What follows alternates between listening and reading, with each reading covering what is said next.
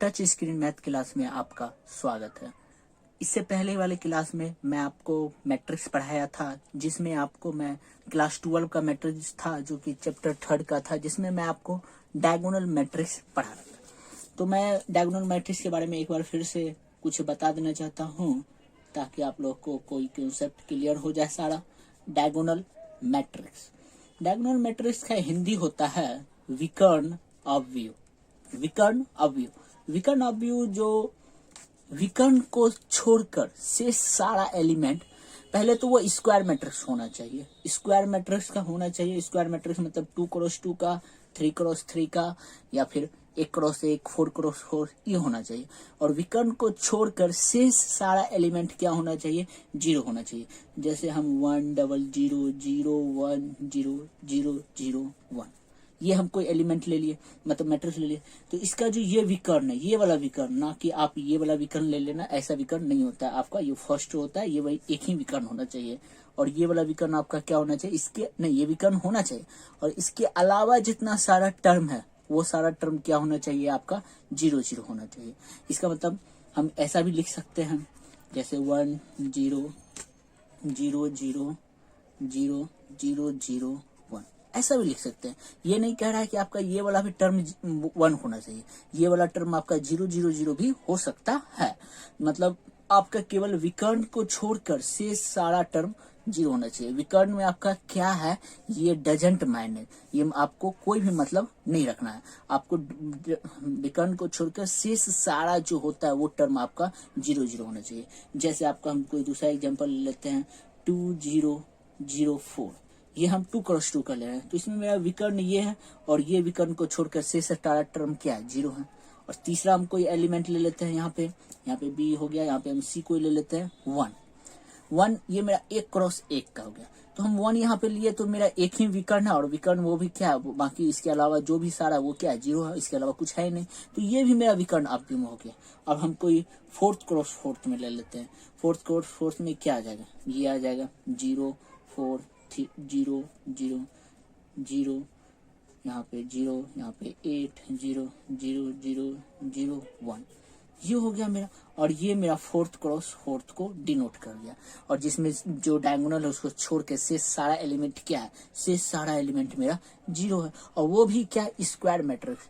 मतलब विकर्ण अवयव होने के लिए स्क्वायर मैट्रिक्स होना जरूरी है। अगर विकर्ण कोई हम ये वाला ले लेते हैं, बिना स्क्वायर वाला, बिना स्क्वायर 3 2 1 और मतलब 4 0 8, ऐसा कोई टर्म ले लेते हैं। ये तो मेरा तो 3x2 का है, मतलब 0 0 को दर्शा नहीं पा रहे हैं, तो हम यहाँ पे 1 ले लेते हैं। बाकी ये सारा टर्म 0, फिर उसके बाद यहाँ पे 0 ले लेते हैं, और यहाँ पे 1 और यहाँ पे 0। तो एक तो मेरा कोना कोनी जो विकर्ण होता है वो तो पता चल भी नहीं रहा है, इसलिए ये मेरा स्क्वायर मैट्रिक्स को डिनोट करता है। इसलिए मेरा डायगोनल मैट्रिक्स वो हर हमेशा स्क्वायर मैट्रिक्स होता है। तो हम यहाँ पे लिख सकते हैं, तो every diagonal DIAGONL, every diagonal matrix is square matrix। प्रत्येक डायगोनल मैट्रिक्स क्या होता है? स्क्वायर मैट्रिक्स होता है। तो आपका ये ऑब्जेक्टिव में पूछ सकता है क्या एवरी डायगोनल मैट्रिक्स इज, और नीचे में ऑप्शंस दे देगा, square matrix, non square matrix, equal matrix, और फिर उसके बाद आइडेंटिटी मैट्रिक्स। तो जो आपको लगेगा उसके अनुसार। तो हम यहाँ पे बोल रहे हैं प्रत्येक डायगोनल मैट्रिक्स क्या होता है? एक स्क्वायर मैट्रिक्स होता है। और फिर उसके बाद या भी ये भी आप बोल सकते हो, क्या every square matrix is diagonal matrix? में भी हो भी सकता है और नहीं भी हो सकता है। और बताते हैं every square matrix is diagonal matrix कैसे नहीं हो सकता है। एक एग्जांपल ले लिए, यहाँ पे 1 8 0, फिर उसके बाद 0 1 0, फिर इसके बाद 0 8 0, ऐसा है। ठीक है। तो मेरा तो ये स्क्वायर मैट्रिक्स को दर्शा रहा है, लेकिन ये तो डायगोनल तो नहीं है, क्योंकि डायगोनल होने के लिए मेरा ये मतलब विकर्ण को छोड़ के शेष सारा टर्म क्या होना चाहिए? 0 0। लेकिन विकर्ण को छोड़ के तो शेष सारा टर्म 0 0 नहीं है। तो हम यहाँ पे लिख सकते हैं every square matrix is diagonal matrix may or may not be diagonal matrix. मतलब प्रत्येक स्क्वायर मैट्रिक्स डायगोनल मैट्रिक्स हो भी सकता है और नहीं भी हो सकता है, लेकिन प्रत्येक डायगोनल मैट्रिक्स एक स्क्वायर मैट्रिक्स होता है। तो इसको हिंदी में लिखने का तरीका है क्या, प्रत्येक विकर्ण अवयव एक स्क्वायर का हिंदी क्या होता है, वर्ग अवयव होता है। ठीक है, और प्रत्येक वर्ग अवयव के स्क्वायर अवयव हो भी सकता है और नहीं भी हो सकता है। प्रत्येक वर्ग अवयव एक विकर्ण अवयव हो भी सकता है और नहीं भी हो भी सकता है और नहीं भी। मतलब मे और मे नॉट भी, मतलब ये मे और मे नॉट को डिनोट कर सकता है। तो ये आपका, तो थोड़ा सा ये हो गया था, फोन आ गया था, तो अब हम बता रहे हैं। तो यहाँ पे हम बता रहे थे प्रत्येक विकर्ण अवयव एक वर्ग अवयव हो सकता है, जबकि प्रत्येक वर्ग अवयव एक विकर्ण अवयव हो भी सकता है और नहीं भी। इसका हम आपको एग्जाम्पल अभी दे दिए। ठीक है, तो आपसे एग्जाम में जो इंटर लेवल बेसिस जो होता है उसमें कैसे पूछ सकता है, तो यहाँ पे पूछ देगा every diagonal matrix is, every diagonal matrix is, point number 1 first दे देगा स्क्वायर मैट्रिक्स, सेकेंड नंबर दे देगा क्या, identity matrix, TI identity matrix. इसके बाद सी में दे देगा बोथ और डी में दे देगा नन। कौन सा होगा, तो प्रत्येक डायगोनल मैट्रिक्स मेरा क्या क्या हो सकता है, स्क्वायर मैट्रिक्स हो सकता है, ये भी हमको पता है, और डायगोनल मैट्रिक्स मेरा एक आइडेंटिटी मैट्रिक्स भी हो सकता है। तो ये मेरा प्रत्येक डायगोनल मैट्रिक्स जो है, जैसे हम यहाँ पे बताए थे, डायगोनल मैट्रिक्स मेरा एक आइडेंटिटी मैट्रिक्स भी है। मतलब डायगोनल मैट्रिक्स एक आइडेंटिटी मैट्रिक्स भी होता है और एक स्क्वायर मैट्रिक्स भी होता है। तो हम इसको बोथ को सेटिस्फाई करेंगे। मेरा एक स्क्वायर मैट्रिक्स भी है और आइडेंटिटी मैट्रिक्स भी है, तो मेरा दोनों ऑप्शन सही हो जाएगा। हम केवल आइडेंटिटी मैट्रिक्स को नहीं कर सकते हैं या फिर केवल स्क्वायर मैट्रिक्स को नहीं कर सकते, मेरा दोनों होता है, इसलिए हम दोनों को सही कर सकते हैं। ठीक है, तो ये मेरा एक एग्जाम्पल हो गया है। अब हम आगे चलते हैं। आगे में डायगोनल मैट्रिक्स के बाद है कौन सा मैट्रिक्स है, स्केलर मैट्रिक्स। स्केलर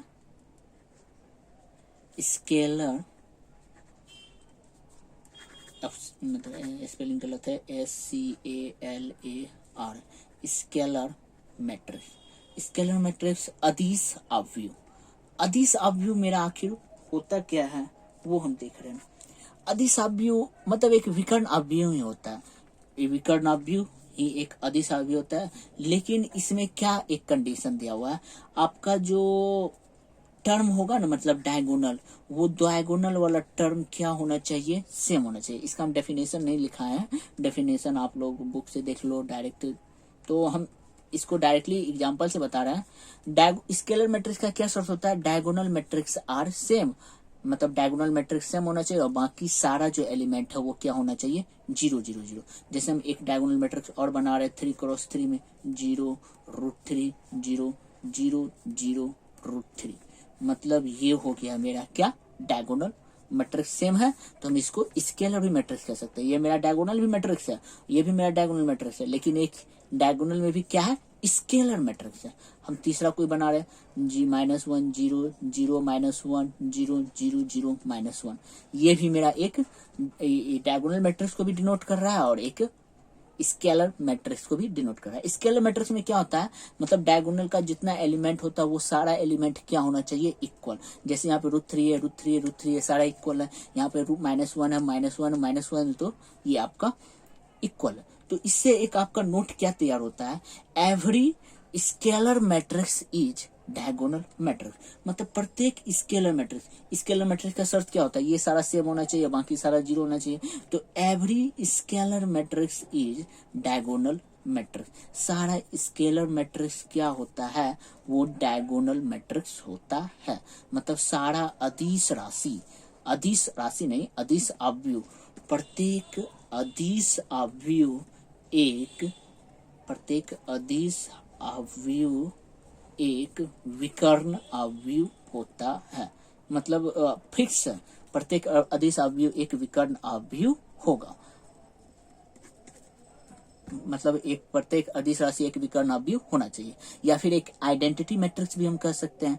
प्रत्येक आइडेंटिटी मैट्रिक्स भी क्या होता है, मतलब ये मेरा जो डायगोनल वाला होता है वो सारा क्या होता है, 1 ही होता है डायगोनल का टर्म। तो हम ये भी कह सकते हैं कि identity matrix is called scalar matrix. Identity matrix भी मेरा क्या कहलाता है, स्केलर मैट्रिक्स कहलाता है। ठीक है, इससे आपका भी ऑप्शन से मतलब ये पूछ सकता है क्या, प्रत्येक एवरी स्केलर मैट्रिक्स इज, पर एवरी क्वेश्चन आपसे पूछेगा एवरी स्केलर मैट्रिक्स इज, प्रत्येक जो स्केलर मैट्रिक्स होता है वो क्या हो सकता है। यहाँ पे ऑप्शंस रहेगा आपका डायगोनल मैट्रिक्स, यहाँ पे आपका रहेगा आइडेंटिटी मैट्रिक्स, सी में रहेगा बोथ और डी में रहेगा नन। तो दोनों हो जाएगा क्योंकि डायगोनल भी रहता है और इसके मतलब आइडेंटिटी भी होता है। तो ये सब क्वेश्चन हम आपको जो रहता है ना, इसका टेस्ट लेंगे, मतलब टेस्ट होगा उसमें हम आपको इसका जो क्वेश्चन होगा कुछ अलग से जो बीसीसी लेवल का रहेगा वो सब आपको हम उसमें आपसे पूछेंगे। ठीक है, और यदि आप लोगों को कोई एक्स्ट्रा क्वेश्चन होता है मैट्रिक्स से रिलेटेड तो आप हमसे शेयर करो, आप मेरे कमेंट बॉक्स में कमेंट करो, हम जरूर उसको सॉल्व करके या उस पर एक अलग से वीडियो आपके सामने दे देंगे या फिर सॉल्व करके आपको भेज देंगे। ठीक है, तो ये ठीक है। अब हम आगे चलते हैं, आपको आइडेंटिटी मैट्रिक्स के बारे में बताते हैं। आइडेंटिटी मैट्रिक्स भी एक स्क्वायर मैट्रिक्स होना चाहिए, ये आपका फिक्स है। क्या आइडेंटिटी मैट्रिक्स आपका क्या होना चाहिए, स्क्वायर मैट्रिक्स। तो इसमें आपका सारा टर्म क्या होना चाहिए, डायगोनल वाला 1 होना चाहिए। जैसे ये है तो 1 0 0 0 1 0 0 0 1, ये मेरा 3x3 का आइडेंटिटी मैट्रिक्स है। आपसे पूछेगा 2x2 का आइडेंटिटी मैट्रिक्स लिखो, तो आप 1 0 0 1, ये आपका 2x2 का आइडेंटिटी मैट्रिक्स। आइडेंटिटी मैट्रिक्स में केवल 1 होना चाहिए, डायगोनल में क्या होना चाहिए, केवल 1, ना कि सेम। आइडेंटिटी मैट्रिक्स का मतलब होता है, आई का मतलब होता है, आइडेंटिटी का मतलब होता है 1, जिसको हिंदी में क्या कहा जाता है, तत्समक अवयव। इसको हम यूनिट कह सकते हैं, यूनिट मैट्रिक्स भी कह सकते हो। और फिर उसके बाद यदि आपको 1x1 का पूछ रहा है, 1x1 मतलब 1x1, हम ये लिख सकते हैं 1x1 में ये आपका आइडेंटिटी मैट्रिक्स है। आपसे पूछ देगा 4x4 में, तो 4x4 में 1 0 0 0 1 0 0 0 0 1 0 0 0 0 1, ये मेरा 4x4 का मैट्रिक्स है। इसी तरह आपसे 5x5 का पूछेगा तो 5x5 का पूछ लिख सकते हैं क्या, आइडेंटिटी मैट्रिक्स। इसमें आपका जो सारा टर्म है ना वो केवल 1 होना चाहिए। और इसका अगर हम वैल्यू निकालते हैं, मतलब इसका डिटर्मिनेंट जब निकालेंगे तो वो हमेशा 1 के बराबर होता है, और इसका भी मान 1 होता है। तो ये हम आपको जब आएंगे तो उस समय बता देंगे। ठीक है, ये आपका आइडेंटिटी मैट्रिक्स हो गया। अब हम चलते हैं जीरो मैट्रिक्स की ओर। जीरो मैट्रिक्स, जिसको शून्य अवयव हिंदी में कहा जाता है, शून्य अवयव। और फिर उसके बाद एक null matrix, NULL, null matrix. Null matrix या जीरो मैट्रिक्स या फिर शून्य अवयव आप इसको कहते हैं। ठीक है, इसमें आपका जो मैट्रिक्स है ना, सारा मैट्रिक्स क्या होना चाहिए, 0 0 0 0 0 0। ये कोई भी हो सकता है, स्क्वायर मैट्रिक्स भी हो सकता है या नन स्क्वायर भी मैट्रिक्स हो सकता है। नन स्क्वायर मैट्रिक्स आपका 0 0 0 0 0 0, एनी नन स्क्वायर मैट्रिक्स या एनी स्क्वायर मैट्रिक्स जिसका सारा मान क्या होना चाहिए, 0 होना चाहिए, वो मेरा क्या कहलाता है, वो जीरो मैट्रिक्स कहलाता है। ये मेरा जीरो मैट्रिक्स का एक सिंपल सा एग्जांपल है। ठीक है, तो जीरो मैट्रिक्स में सबका मान क्या होना चाहिए, 0 0 0, वो मेरे जीरो मैट्रिक्स को बता रहा है। अब हम इक्वलिटी ऑफ मैट्रिक्स पर चलते हैं। इक्वलिटी आखिर मैट्रिक्स में क्या होता है, इक्वलिटी ऑफ मैट्रिक्स, हिंदी में अवयवों की समानता। ठीक है, तो अवयव की समानता होने के लिए मान लेते हैं हम यहाँ पे कोई मेरे पास मैट्रिक्स है 2 3 4 6, ये मेरे पास मैट्रिक्स दे दिया हुआ। और फिर उसके बाद बराबर के इस साइड में मेरा यहाँ पे x दे दिया, यहाँ पे 3 दे दिया, यहाँ पे 4 दे दिया और यहाँ पे y दे दिया। तो अब हमको ये इसको पता करना है क्या, यहाँ पे x और पूछ रहा है एंड x एंड y का मान आपको प्राप्त करना, x बराबर वाट, y बराबर वाट। तो पहले हमको इसका मान ज्ञात करने के लिए हम देखेंगे क्या जो बराबर किया गया है तो दोनों का ऑर्डर सेम है कि नहीं है। अगर ये 2 क्रॉस 2 का है तो ये भी क्या मेरा 2 क्रॉस 2 का है, हाँ ये भी मेरा 2 क्रॉस 2 का है, ये भी मेरा 2 क्रॉस 2 का है। अगर ये 3 क्रॉस 2 का रहता और ये 2 क्रॉस 3 का रहता तो हम कभी भी इक्वल नहीं कर सकते थे। जैसे हम एक दूसरा एग्जांपल लेते हैं 2 3 4 6, यही एक एग्जांपल है और यहाँ पे 2 3 4 7 8 x और हमको बोल दिया x का मान ज्ञात कीजिए। तो हम पहले यहाँ पे देखेंगे ये ऑर्डर मेरा सेम है, ये मेरा 2 क्रॉस 2 का है और यहाँ पे 2 क्रॉस 3 का है। दोनों ऑर्डर मेरा सेम नहीं है तो हम कभी भी इन दोनों को इक्वल नहीं कर सकते। यहाँ पे दोनों का मेरा ऑर्डर क्या है, सेम है, इसलिए अब हम इसको इक्वल कर रहे हैं। इक्वल करेंगे तो क्या ये जो टर्म है ये इसके बराबर होगा, ये टर्म इसके बराबर होगा, ये टर्म इसके साथ और ये टर्म इसके साथ। तो देख रहे हैं x के साथ किसके बराबर है, x 2 के बराबर है तो x बराबर 2, y बराबर किसके साथ है, y बराबर 6 है तो y बराबर 6। ये मेरा सॉल्यूशन। और हाँ, और अगर यहाँ पे 4 है तो यहाँ पर भी आपका 4 होना चाहिए। अगर यहाँ पे -4 दे देता तो हम इसको भी इक्वल नहीं कर सकते थे। अगर यहाँ पे 3 है तो यहाँ पे भी 3, अगर यहाँ पे 2 रहता तो हम इसको भी इक्वल नहीं कहते। अंक भी सेम होना जरूरी है, ऑर्डर भी सेम होना जरूरी है। अगर जो अंक हमसे नहीं पूछ रहा, मतलब जो अंक पूछ रहा उसके अलावा जो बचा हुआ अंक है वो भी सेम होना चाहिए। 4 है तो 4 है, 3 है तो यहाँ पे 3 है। तो यहाँ पे x का मान मेरा क्या हो गया 2 और y का मान 6 हो गया। ये मेरा इक्वलिटी ऑफ मैट्रिक्स को दर्शा रहा है। और फिर इसके बाद एक दूसरा एग्जांपल लेके चलते हैं 2 3 4 7 8 x इस बार हम इस और दे दिए, ठीक है। यहाँ पे अब हम यहाँ पे y दे दिए, z दे दिए, 4 दे दिए, 7 8 2। अब हमसे पूछ रहा है x y और z का मान ज्ञात करें। तो हम यहाँ पे देखें पहले ऑर्डर कितना है, ये ऑर्डर मेरा 2 क्रॉस 3 का है और ये भी मेरा ऑर्डर 2 क्रॉस 3 का है, ऑर्डर तो सेम हो गया। अब हम देखते हैं y बराबर मेरा क्या आएगा, y बराबर 2 आ गया, z बराबर मेरा क्या आ गया, z बराबर 3 आ गया। क्या ये दोनों टर्म सेम है, हाँ मेरा ये दोनों टर्म भी सेम है, ये दोनों भी टर्म मेरा सेम है और ये भी मेरा टर्म सेम है। तो x बराबर मेरा क्या हो गया 2, तो ये मेरा x बराबर 2, y बराबर 2 और z बराबर 3, यही मेरा फाइनली आंसर आ गया। तो इस तरह से मेरा इक्वलिटी ऑफ मैट्रिक्स खत्म हो गया। अब हम चलते हैं चैप्टर जो आपका एग्जाम्पल में है, एग्जाम्पल जो आपका जो वो एग्जाम्पल जो कुछ छूटा हुआ है उस एग्जाम्पल को हम लेके आते हैं, ठीक है। तो ये आपका 4 नंबर एग्जाम्पल है। 4 नंबर एग्जाम्पल आपको दिया हुआ है, यदि if x + 3 z + 4 2y - 7 -6 a - 1 0 b - 3 - 2 21 है 0 इतना इज इक्वल टू इतना दिया हुआ है। तो हमसे बोल रहा है a b c x y z का मान ज्ञात कीजिए। तो पहले हम पता करते हैं क्या ये सब का ऑर्डर सेम है या सेम नहीं। देखते हैं पहले 1 2 3 मतलब रो भी 3 है, कॉलम 1 2 3 मतलब ये 3 क्रॉस 3 का ऑर्डर है। अब इसमें देखते हैं रो कितना है 1 2 3 3 रो है, कॉलम भी 3 है, मतलब ऑर्डर तो मेरा सेम हो चुका है। अब हमको ए और बी और सब का मान निकालना। तो ये किसके बराबर होगा, फर्स्ट टर्म इधर के फर्स्ट टर्म से बराबर होगा। तो x + 3 इज इक्वल टू 0। तो x का मान मेरा क्या निकल गया -3। फिर इसके बाद ये वाला टर्म किसके बराबर होगा, इसके बराबर होगा। तो z + 4 इज इक्वल टू 6, इसलिए z is equal to 6 - 4 is equal to 2। फिर उसके बाद ये वाला भी टर्म इसके बराबर हो जाएगा। तो यहाँ पे लिखेंगे 2y - 7, 2y हो जाएगा 3y नहीं, 2y - 7 is equal to 3y - 2।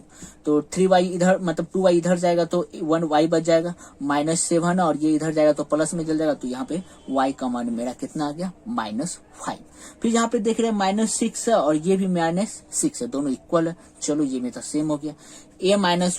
a -1 किसके बराबर है, -3 के बराबर है और a इस और जाएगा तो पॉजिटिव में बदल जाएगा -3 + 1। तो a का मान मेरा क्या निकल गया -2।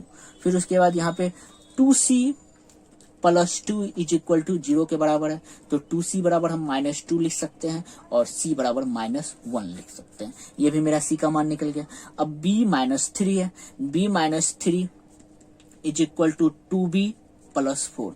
तो एक बी इधर चला जाएगा तो माइनस में हो जाएगा, और -3 और ये प्लस है तो इस हो जाएगा तो -7। बी का मान कितना निकल गया, -7। अब यहाँ पे देख रहे 21 भी 21 -21 के बराबर है, 0 के बराबर है। तो मेरा ये सारा, अब यहाँ पे देख लिया अंदर वाला जो टर्म जो बचा हुआ था वो भी सेम है, ऑर्डर भी सेम है। तो एक्स का मान मेरा कितना निकल गया, -3, वाई का मान -5, जेड का मान 2, ए का मान -2, बी का मान -7 और सी का मान मेरा -1 आ गया। तो यही मेरा फाइनली आंसर हो गया इक्वल करने का। हमको जो पूछ रहा था वो निकाल लिया। सेकेंड नंबर क्वेश्चन है आपके पास, एग्जाम्पल नंबर 5, यदि 2a plus b, a minus 2b, 5c minus d और 4c plus 3d is equal to इतना दिया हुआ है, तो a, b और c और d का मान निकालना। पहले तो देखते हैं ऑर्डर क्या सेम है। हाँ, इसका भी ऑर्डर 2 क्रॉस 2 का है और ये भी ऑर्डर 2 क्रॉस 2 का, मतलब दोनों का ऑर्डर मेरा सेम है। तो अब हम इसको इसके बराबर कर लेते हैं। तो 2a plus b is equal to 4। तो अब यहाँ पे देख लिए मेरे पास ए और बी का मान हमको निकालना पड़ेगा, मतलब एक और इक्वेशन बनने वाला है। तो यहाँ पे हम देखिए क्या ये और इसके बराबर है। हाँ, तो हम इसको लिख सकते हैं a minus 2b is equal to -3। अब हम इस इक्वेशन को सॉल्व करेंगे। ऊपर में अगर हम 2 से मल्टीपल कर दें तो ये दोनों मेरा टर्म कट जाएगा, 2 दूनी 4, 4a और यहाँ पे 5a हो जाएगा, 4 दूनी 8, 8 में से 3 जाए 5, तो a का मान मेरा कितना आ गया, 1 आ गया। a का मान 1 आ गया, तो हम किसी में a का मान पुट कर देते हैं। इसी में हम a का मान पुट अप कर दिए, मतलब 2a plus b is equal to 4 है। तो इसी में हम a का मान रख पुट कर देंगे, तो b का मान क्या आ जाएगा, 4 माइनस 2 इज इक्वल टू 2। तो a का मान 1 और b का मान कितना आ गया, 2 आ गया। ये मेरा फाइनली आ गया। अब हम चलते हैं c और d का मान निकालने के लिए। c और यहाँ पे क्या है, 5c minus d is equal to 11 और यहाँ पे 4c plus 3d is equal to 24। तो ऊपर में हम देखें क्या, d को अगर 3 से मल्टीपल कर देंगे तो आसानी से ये मेरा कट जाएगा।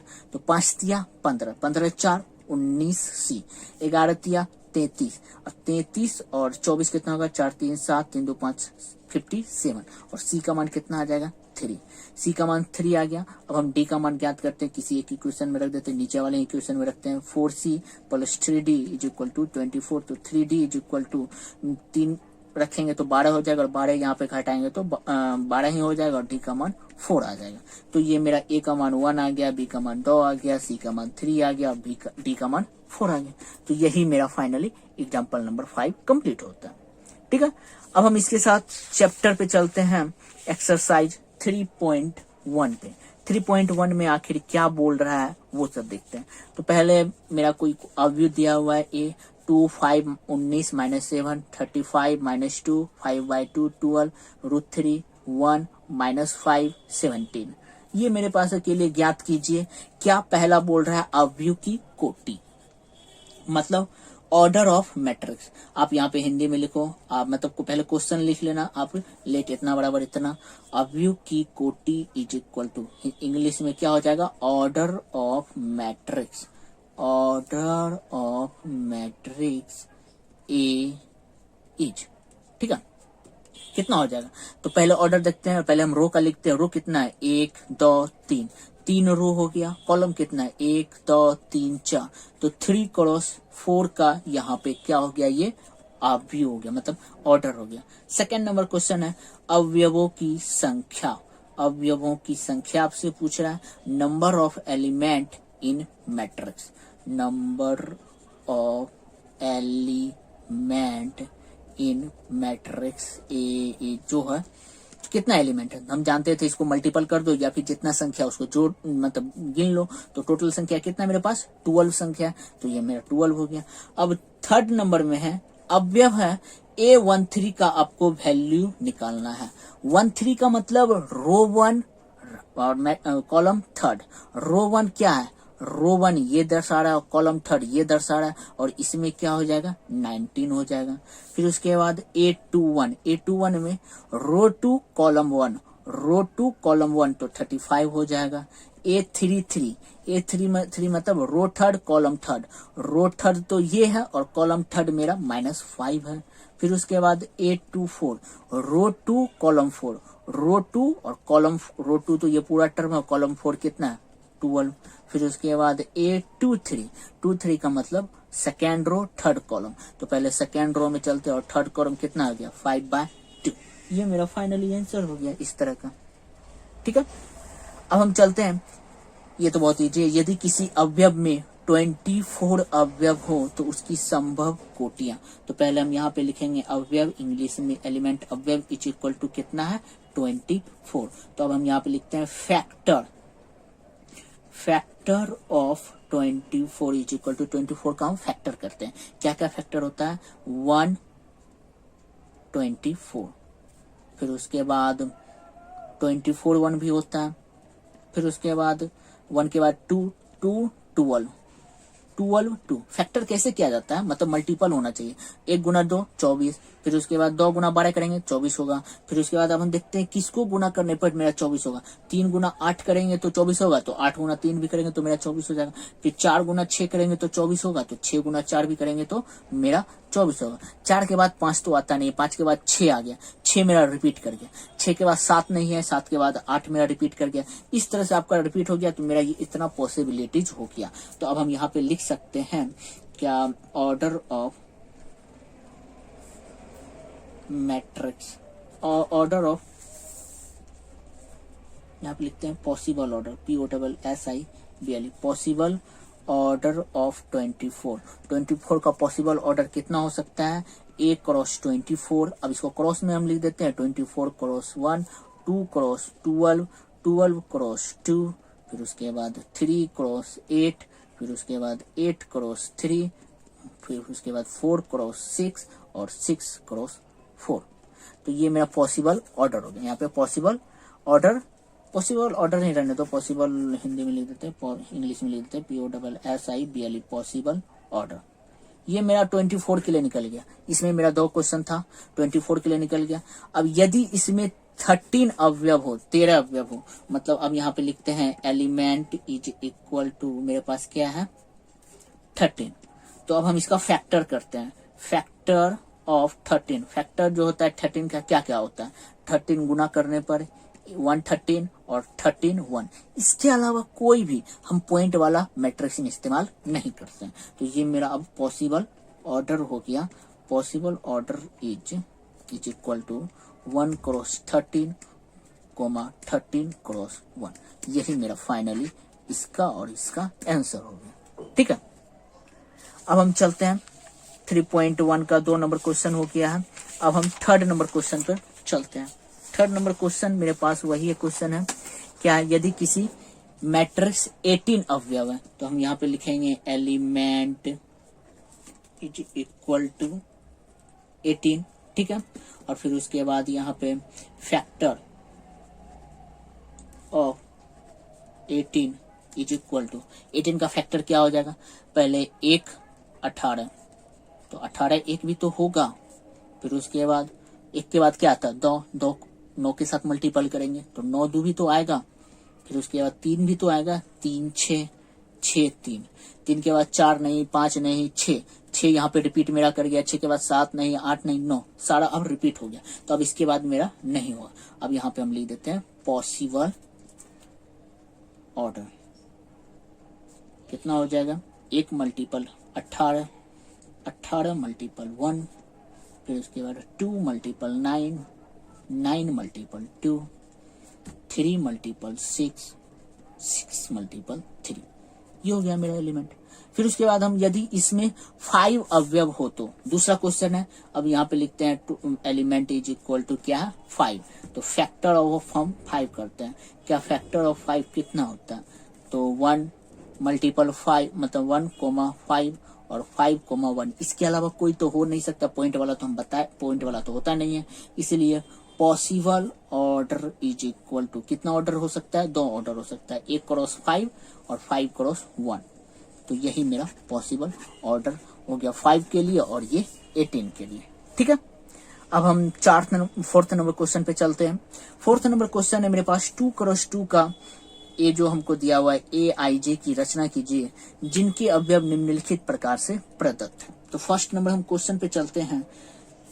2 क्रॉस 2 का, पहले हम 2 क्रॉस 2 का कोई लिख लेते हैं, एक सिंपल सा वे बना लेते हैं। A11, A12, A21 और A22 निकालना है। इसके अलावा तो कुछ नहीं निकालना है।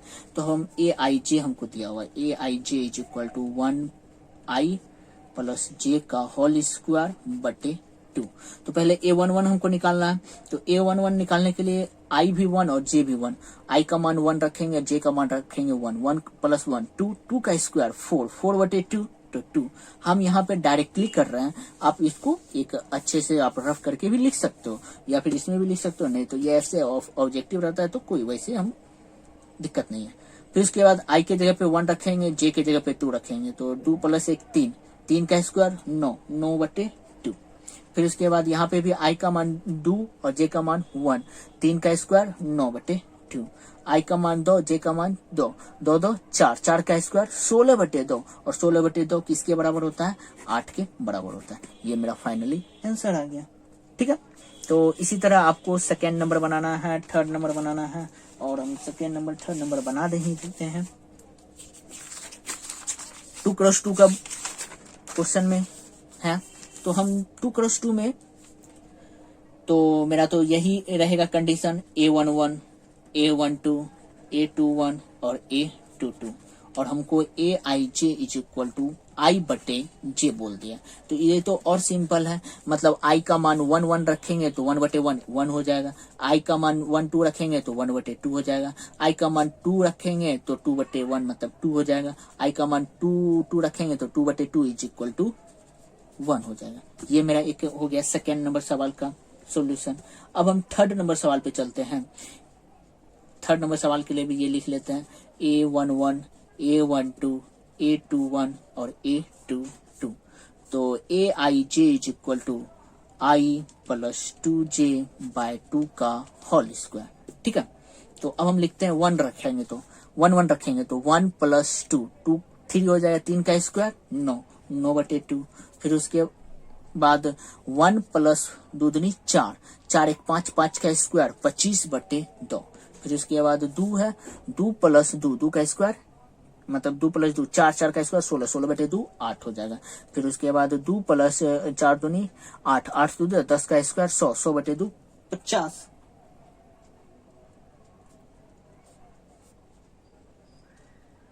नहीं, यहाँ पे I का मान हम 2 रखेंगे और J का भी मान 2 रखेंगे, तो 2 दूनी 4, गलती हो गया था, मिस्टेक हो गया था। I का मान जब 2 रखेंगे और J का भी मान 2 रखेंगे तो 2 दूनी 4, 4 2 6, 6 का स्क्वायर 36, 36/2 = 18। ये मेरा फाइनली आंसर हो गया। ठीक है, तो ये मेरा चौथा नंबर क्वेश्चन का सॉल्यूशन हो गया है। अब हम 5वें नंबर क्वेश्चन पर चलते हैं। 5वां नंबर क्वेश्चन हमको बोल दिया यही है, एक मैट्रिक्स है 3x4 आव्यूह की रचना कीजिए। 3x4, तो 3x4 में हम क्या देखते हैं, मतलब रो मेरा 3 होना चाहिए और कॉलम मेरा क्या होना चाहिए, 4 होना चाहिए। तो हम इसको ले लेते हैं, रो A11, A12 और A13 और A14। ठीक है, A21, A22, A23, A24, A31, A32, A33 और A34। ये मेरा हो गया।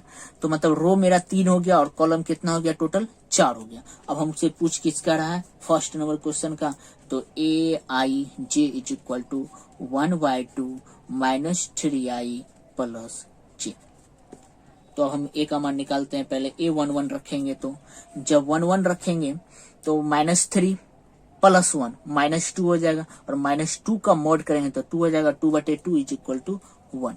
इसी तरह आप सारे I J K का मान आप रख के देख सकते हो, और सब का मान कितना आएगा वो हम डायरेक्टली लिख देते हैं। यहाँ पे 1/2 आ जाएगा, यहाँ पे 0 आ जाएगा, यहाँ पे 1/2, यहाँ पे 5/2 हो जाएगा, यहाँ पे 2, 3/2 और यहाँ पे 1, 4 आ जाएगा, यहाँ पे 7/2 आ जाएगा, यहाँ पे 3 आ जाएगा, यहाँ पे 5/2 आ जाएगा। ये मेरा फाइनली उत्तर हो गया। फिर सेकेंड नंबर पे चलेंगे, क्योंकि हमको सेकेंड नंबर में भी ये 3x4 का ही करना है, तो 3x4 के लिए हम ये सजा देंगे, A14, A21, A22, A23, A24, A31, A32, A33, A34। फिर उसके बाद AIJ = 2I - J। अब हम इसमें IJ का मान रखते हैं। I का मान 1 रखेंगे, 2 रखेंगे, 2 में से 1 जाए 1। फिर उसके बाद यहाँ पे 1 रखेंगे तो 2 में से 2 जाए 0। इस तरह करके हम सारा सॉल्यूशन इसका करेंगे, और सॉल्यूशन करने के बाद क्या आता है, 1 0, यहाँ पे -1 -2 3 2 1 0, यहाँ पे आ जाएगा 5 4 3 2, यही मेरा सॉल्यूशन हो जाएगा। तो ये मेरा 5 नंबर सवाल का सॉल्यूशन बहुत ही इजीली तरीके से हो गया। आपको यहाँ पे आई का मान और जे का मान रख लेना और पहले पता कर लेना है कि किस ऑर्डर का हमको मैट्रिक्स याद करना, और उस ऑर्डर के रूप में पहले सजा लेंगे, फिर आगे बाकी तो सॉल्व आई जे का मान रखने से हो जाएगा। तो ये मेरा 5 नंबर सवाल का सॉल्यूशन हो चुका है। अब हम चलते हैं छठे नंबर सवाल पे। छठा नंबर सवाल मेरे पास ये दिया हुआ, निम्नलिखित समीकरण से x, y तथा z का मान ज्ञात कीजिए। ये सब जो दिया हुआ है तो हम पहला फर्स्ट क्वेश्चन जो है उसको लिख लेते हैं। 4 3 x 5 y z 1 5, ठीक है। तो अब हम इसको लिखते हैं, देखते हैं क्या ये मेरा ऑर्डर सेम है। ये भी मेरा ऑर्डर 2x2 का है, ये भी मेरा ऑर्डर 2x2 का है। तो हम इसको अभी इक्वल कर सकते हैं। y की जगह पे मेरा क्या हो जाएगा, 4 हो जाएगा, क्योंकि हमको x, y और z का मान पूछ रहा है। y की जगह पे 4, z का मान कितना आ जाएगा 3 और x का मान 1। और ये बचा हुआ जो एलिमेंट है क्या वो इक्वल है, हाँ वो इक्वल है। तो ये मेरा x, y, z का मान हो गया 1 4 3, ठीक है। अब हम सेकेंड नंबर सवाल पे चलते हैं। सेकेंड नंबर सवाल हमको दे दिया हुआ है x plus 5 y 2 5 plus z x y is equal to 6 2 5 8। पहले तो दोनों का ऑर्डर देख रहे हैं, हाँ दोनों का ऑर्डर मेरे पास क्या है, सेम है। जब सेम है तो अब हम इसको सॉल्व कर सकते हैं। तो सॉल्व कर रहे हैं तो इसको हम पहले देखते हैं। 5 plus z, 5 plus z is equal to कितना है 5, और z बराबर कितना हो जाएगा, 5 इधर जाएगा तो z बराबर घटाएंगे तो 0 हो जाएगा। तो z का मान मेरे पास 0 आ गया। और यहाँ पे 2 इज इक्वल टू 2 है। अब हम यहाँ पे देखते हैं x plus y is equal to 6 और x y is equal to 8। अब हमको इसको सॉल्व करना है, एक इंटू में है और एक प्लस में। तो मतलब जोड़ने पर 6 और मल्टीपल करने पर 8 होना चाहिए। तो वैसे हमको पता है क्या, x 4 और y अगर 2 लेते हैं तो 4 2 6 और मल्टीपल करने पर, या फिर x बराबर आप 2 ले लो और y बराबर 4, दोनों में भी मेरा सॉल्यूशन सेम आएगा। लेकिन ये कैसे सॉल्व होता है वो हम देखते हैं। पहले हम x plus y is equal to 6 लिख दिए। अब हम इसी में y का मान, नहीं ये जो x इंटू वाई है इज इक्वल टू 8 है, इसी में हम अब y का मान रख देते हैं या फिर x का मान लिख देते हैं। तो हम इससे y का मान निकाल सकते हैं, y बराबर 6 माइनस एक्स।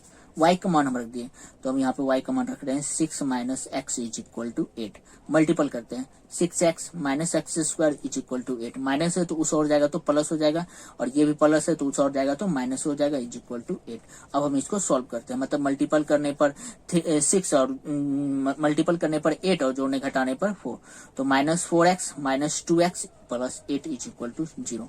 x कॉमन लेंगे तो x माइनस 4 और माइनस 2 कॉमन लेंगे तो x minus 4 is equal to 0। तो x माइनस 2 और x minus 4 is equal to 0।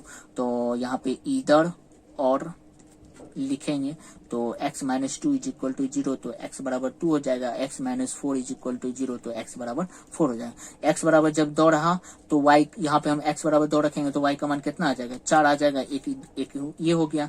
और जब x बराबर 4 रखेंगे तो y का मान कितना आ जाएगा, 2 आ जाएगा। तो ये 2 पॉसिबिलिटीज है। तो आपको आंसर हो जाएगा x बराबर ये हो जाएगा, और जहाँ पे z का मान हम पुट कप कर देंगे तो कितना हो जाएगा, z का मान 0। ये एक आंसर हो जाएगा। और फिर उसके बाद यहाँ पे z बराबर 0, ये भी एक आंसर। लेकिन दोनों आंसर वो भी सेम है। x एक बार आप 2 रख सकते हैं या x बराबर 4 रख सकते हैं, ठीक है। अब हम चलते हैं थर्ड नंबर क्वेश्चन पे। थर्ड नंबर क्वेश्चन है x plus y plus z, यहाँ पे x प्लस जेड, यहाँ पे y plus z is equal to 9 5 7। तो देखते हैं क्या दोनों का ऑर्डर सेम है। हाँ, इसका एक क्रॉस मतलब ये 3 क्रॉस 1 है, और रो कितना है 1 2 3, 3 कॉलम 1 है, ये भी 3 क्रॉस 1, मतलब रो और कॉलम सेम है। रो इसका 3 क्रॉस 1 है और कॉलम 1 है, इसका भी रो 3 है और कॉलम 1 है, मतलब दोनों का ऑर्डर सेम है। अब हम x plus y plus z is equal to 9 लिखें, और हमको यहाँ पे y प्लस जेड का मान कितना निकला है 7। अब हम y प्लस जेड का मान यहाँ पे 7 लिख दें और यहाँ पे x लिख दें तो हमको x का मान निकल जाएगा। x का मान कितना निकल गया, 2 निकल गया, और यहाँ पे इस दोनों इक्वेशन में यहाँ पे x plus z is equal to 5 है, और यहाँ पे हम x का मान 2 रखेंगे तो z 2 इधर जाएगा तो निगेटिव में चला जाएगा तो z का मान 3 निकल जाएगा। जब z का मान यहाँ पे हम रखेंगे y plus z is equal to 7, z का मान मेरे पास कितना है 3 है, और इस और जाएगा तो वो माइनस करके फोर्थ कर देंगे, मतलब x बराबर 2, y बराबर 4 और z बराबर कितना आ गया मेरा 3 आ गया। ये मेरा फाइनली आंसर हो गया 6 नंबर क्वेश्चन का। ठीक है, अब हम आगे की ओर चलते हैं। ये तो कंप्लीट हो गया। अब हम 7th नंबर क्वेश्चन पे चलते हैं। 7 नंबर क्वेश्चन में देखते हैं क्या दोनों का समीकरण दे दिया हुआ इक्वल है और हमको एबीसीडी का मान पूछ रहा है। तो देख रहे हैं दोनों का ऑर्डर भी सेम है, रो 2 क्रॉस 2, ये भी 2 क्रॉस 2, दोनों का ऑर्डर सेम हो चुका है। तो अब हम इसको सॉल्व करते हैं। जब सॉल्व करेंगे तो यहाँ पे लिख देते हैं a minus b is equal to -1 और 2a minus b is equal to 0। अब हम ये दोनों इक्वेशन को पहले सॉल्व कर लेते हैं। ये दोनों इक्वेशन को किया है तो यहाँ पे माइनस, यहाँ प्लस, यहाँ माइनस, ये कट गया, -2a plus a minus a, और यहाँ पे कितना हो जाएगा -a। तो a का मान मेरे पास कितना आ गया 1 आ गया। जब a का मान 1 आ गया तो हम इसी इक्वेशन में फर्स्ट वाले इक्वेशन में रख देते हैं a का मान 1, तो b का मान मेरा कितना आ जाएगा, यहाँ पे -b तो उधर जाएगा तो -2 हो जाएगा, b का भी मान मेरे पास कितना आ गया 2 आ गया। जब 2 आ गया तो अब हम ये वाला इक्वेशन लेते हैं 2a plus c is equal to 5। a का मान चूंकि मेरे पास 1 है तो 2 into 1 plus c is equal to 5, और उस और जाएगा तो माइनस कर देगा तो c का मान मेरा कितना आ गया 3 आ गया। अब हम 3c plus d is equal to 13 लिख दिए। c का मान यहाँ पे कितना आ गया 3, 3 तिहाई 9, 9 उस और जाएगा तो कितना हो जाएगा 4 बचा देगा। तो a का मान 1, b का मान 2, c का मान 3, d का मान 4। ये मेरा फाइनली आंसर हो गया। ठीक है, ये मेरा 7 नंबर सवाल का सॉल्यूशन हुआ। अब हम चलते हैं 8 नंबर सवाल पे। 8 नंबर सवाल है a is equal to aij m cross n एक वर्गाव्यू है यदि आपका कौन सा ऑप्शन सेटिस्फाई है। तो वर्गाव्यू आपको पता होना चाहिए, वर्गाव्यू को इंग्लिश में क्या कहा जाता है, स्क्वायर मैट्रिक्स। स्क्वायर मैट्रिक्स होना चाहिए स्क्वायर मैट्रिक्स के लिए। तो स्क्वायर मैट्रिक्स के लिए क्या होना चाहिए, स्क्वायर मैट्रिक्स का क्या शर्त होता है, क्या ऑर्डर भी मतलब रो भी सेम होना चाहिए और कॉलम भी सेम होना चाहिए। 3 है रो तो कॉलम भी 3 होना चाहिए, और इसमें जैसे 2 1 3 4, तो ये मेरा स्क्वायर मैट्रिक्स को दर्शा रहा है 1 2 3 4 5, ये सब मेरा स्क्वायर मैट्रिक्स को दर्शा रहा है। मतलब ये 3 क्रॉस 3 का, ये 2 क्रॉस 2 का, मतलब रो भी सेम होना चाहिए और कॉलम भी सेम होना चाहिए। मतलब यहाँ पे m का मान और n का मान क्या होना चाहिए, इक्वल होना चाहिए। m यदि 1 है तो n भी 1 हो, और n भी यदि 2 है तो m भी 2 हो। तो मतलब कौन सा ऑप्शन को सेटिस्फाई कर रहा है, तो ऑप्शन नंबर सी ये इसका सही आंसर है। ठीक है, तो ये ऑप्शन नंबर सी को सेटिस्फाई कर रहा है क्वेश्चन नंबर 8। अब हम चलते हैं क्वेश्चन नंबर 9 की ओर। क्वेश्चन नंबर 9 मेरा क्या कर रहा है, x तथा y के प्रदत्त किन मानों के लिए अवयव का निम्नलिखित युग्म समान है। मतलब ये हमको दे दिया हुआ है, और यहाँ पे क्या दे दिया है, युग्म समान है। मतलब ये और ये एक दूसरे के क्या है, समान है। तो पहले हम समान लिख देते हैं, क्योंकि वहां पे क्वेश्चन में कोमा दे दिया हुआ है, तो हम इसको पहले इक्वल कर लेते हैं, क्योंकि हमको बोल दिया है कि ये दोनों एक दूसरे के क्या है, युग्म। युग्म मतलब होता है पेयर, मतलब इसका ऑर्डर दोनों का क्या है, सेम है। यदि ये 2 क्रॉस 2 है तो ये भी 2 क्रॉस 2 हमको बोल दिया, तो हम ठीक है, मतलब ये वाला टर्म इसके बराबर होगा। तो 3x plus 7 is equal to 0, तो x बराबर कितना आ गया, +7 उधर जाएगा तो -7 बन जाएगा, और x बराबर -7/3 आ गया। ठीक है, अब ये भी ये दोनों के बराबर होगा, y -2 is equal to 5, minus में है उस और जाएगा तो प्लस हो जाएगा, तो y प्लस हो जाएगा 7 के साथ। फिर उसके बाद अब हम y प्लस 1 के लिए चलते हैं। y plus 1 is equal to 8, और प्लस में उस और जाएगा तो घटाएंगे तो प्लस माइनस हो जाएगा, तो 8 7 कर देगा। अब हम ई दोनों पे चलते हैं। 2 minus 3x is equal to 4। ठीक है, तो -3x है, -3x को उधर भेज देते हैं और 4 को इधर कर देते हैं। 2 minus 4 is equal to 3x, तो यहाँ पे कितना हो जाएगा, -2 इज इक्वल टू 3x, और x का मान मेरा कितना आ गया, -2/3। चूंकि मेरा x का मान यहाँ पे 7/3 और यहाँ पे y x का मान मेरा कितना है 2/3, लेकिन दोनों में y का मान मेरा 7 है, तो यहाँ पे x का मान अलग अलग आ रहा है। तो इसका आंसर है ये सारे ऑप्शंस में ज्ञात करना संभव नहीं है। मतलब x का मान 2 आ रहा है और दोनों तो पॉसिबल हो ही नहीं सकता है किसी एक मैट्रिक्स में, तो इसका ज्ञात करना पॉसिबल नहीं है, इसलिए ऑप्शन नंबर बी को ये सेटिस्फाई कर रहा है। इसका जो मैट्रिक्स है वह पॉसिबल नहीं है। ठीक है, अब हम चलते हैं क्वेश्चन नंबर 10 पर। 3x3 के कोटि के ऐसे अवयव की कुल कितनी संख्या होगी जिनके प्रविष्ट में 0 या 1 होगा। 3x3 है, तो इसको हम बताने से पहले आपको 2x2 का हम बताते हैं। 2x2 का अगर कितना अवयव हो सकता है जिनके प्रविष्ट में क्या होना चाहिए, 0 होना चाहिए या फिर 1 होना चाहिए। हम 0 से भी बना सकते हैं और 1 से कितना प्रविष्ट बना सकते हैं ये हमको पता करना है। ठीक है, तो हम एक सिंपल सा तरीका इसको अगर चलते हैं, 3x3 का रहता है ना, तो हम इसको क्या करते हैं 2 पर पावर 9th कर देते हैं। ये जो 3x3 है ना, 2 पर पावर 2 एलिमेंट है, तो 2 एलिमेंट पर पावर क्या कर दिए 9th कर दिए। तो ये मेरा 2 पर पावर 9 कितना बना देगा, तो ये 512 को बना देगा, जो कि ऑप्शन नंबर मेरा डी को सेटिस्फाई कर दिया। लेकिन अगर हम बता रहे हैं कि ये कैसे हुआ है, ये मेरा 2x2 का है, इसका मतलब 2 पर पावर कितना आएगा 4th आएगा, और 2 पर पावर 4th मतलब 2 गुना 2 गुना 2 गुना 2, 2 दूनी 4 दूनी 8 दूनी 16, मतलब 16 एलिमेंट, मतलब 16 मैट्रिक्स मेरे पास 2x2 का तैयार होगा। तो हम तैयार करते हैं, आप समझते जाइएगा हम 2x2 का एलिमेंट कैसे तैयार कर लें, किससे, 0 और 1 से। तो 1 0 0 1 एक ये हो गया, फिर उसके बाद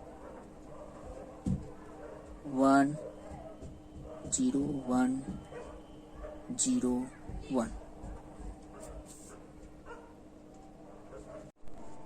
हाँ, तो क्वेश्चन नंबर 10 में हम बता रहे थे ये 512 मेरा कैसे आया, ये 16 कैसे आया, वो हम बता रहे थे। तो इसमें मेरा क्या था 1 0 0 1, इस तरह से करके हम कितना पॉसिबिलिटीज भर सकते हैं। 2x2 में चलते हैं। 2x2 का हम मान लीजिए 2x2 है, यहाँ पे हमको कुछ भरना है, यहाँ पे कुछ भरना है, यहाँ पे कुछ भरना है, यहाँ पे कुछ भरना है। कौन सा 2 संख्या रहना चाहिए, 0 और 1। 0 और 1 के अलावा कोई दूसरा संख्या हमको प्रविष्ट नहीं करना है। तो 0 और 1 में हम क्या रख सकते हैं, यहाँ पे एक तो हम 0 भी रख सकते हैं, एक 1 रख सकते हैं। तो यहाँ पे ये मेरा परमुटेशन बेसिक्स पे चलता है, परमुटेशन बेसिक्स में। तो यहाँ पे हम 0 1 रख सकते हैं और 1 रख सकते हैं, मतलब इसको हम 2 तरीके से फिलअप कर सकते हैं, इसको 2 तरीके से। टोटल कितना हो गया 4। फिर इसके बाद भी इसे 2 तरीके से, 4 दूनी 8, और फिर से इसे भी 2 तरीके से, 8 दूनी 16। टोटल मेरा 16 तरीका का पॉसिबिलिटीज हो गया। क्या यहाँ पे हम एक बार क्या रख सकते हैं, 0 भी रख सकते हैं, एक बार 1 रख सकते हैं, बाकी सब कुछ सेम रहने देंगे। फिर इसको हम इस तरह से मेरा कितना निकल गया, 1 2 निकल गया। फिर उसके बाद यहाँ पे हम 0 रखेंगे, 1 रखेंगे, बाकी सब कुछ सेम रखेंगे।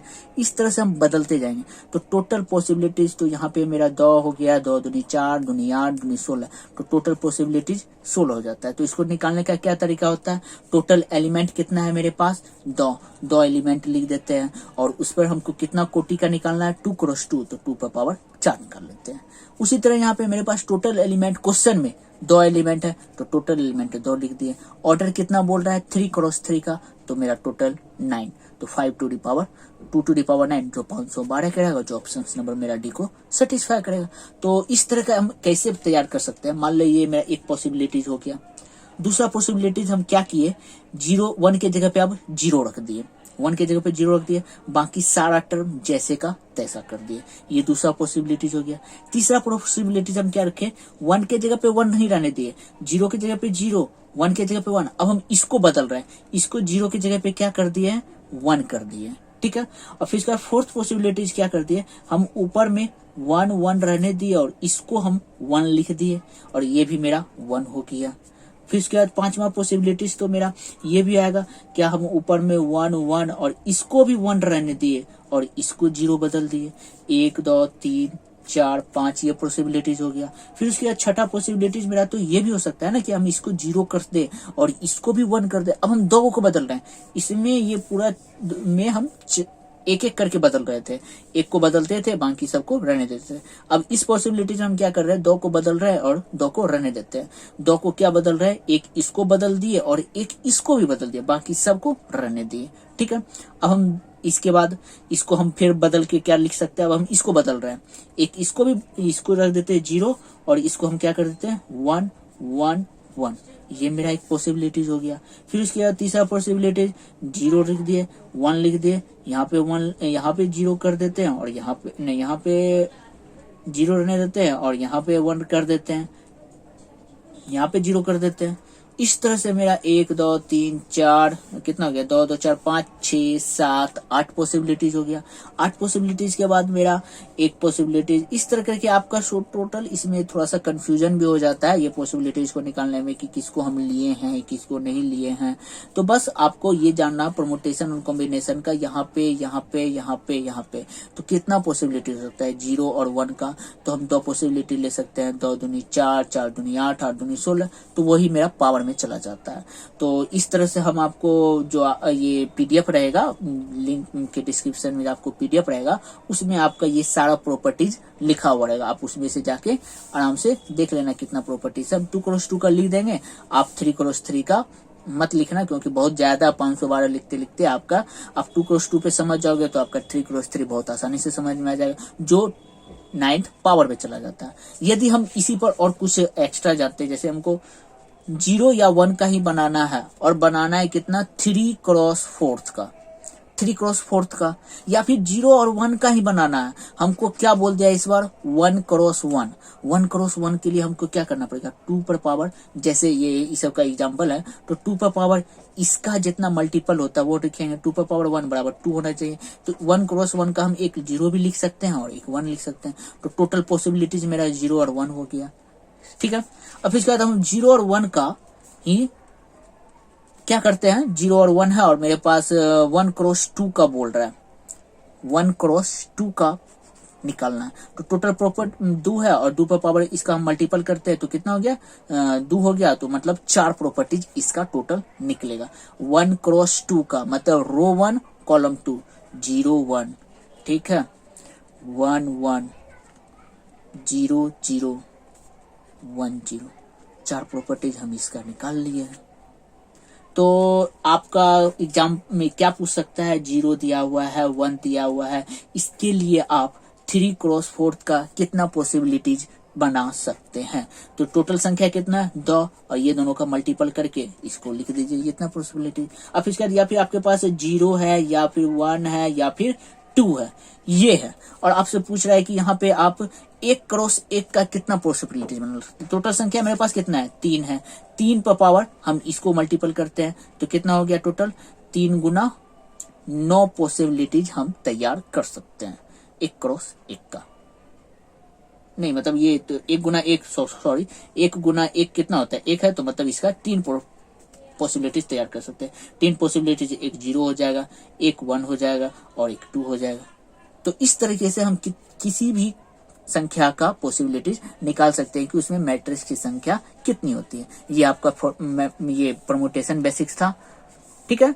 अगर इसका हम आपको जो सॉल्यूशन होगा सारा जो एक्सरसाइज से और एग्जांपल से सारा आपको सॉल्यूशन डिस्क्रिप्शन में मिलेगा या फिर आपको टेलीग्राम चैनल नीचे में दिया जाएगा, उस पर आप टेलीग्राम चैनल पे जाके मेरा देख सकते हैं।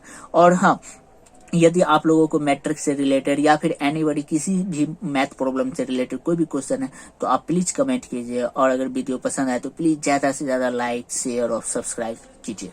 Thank you.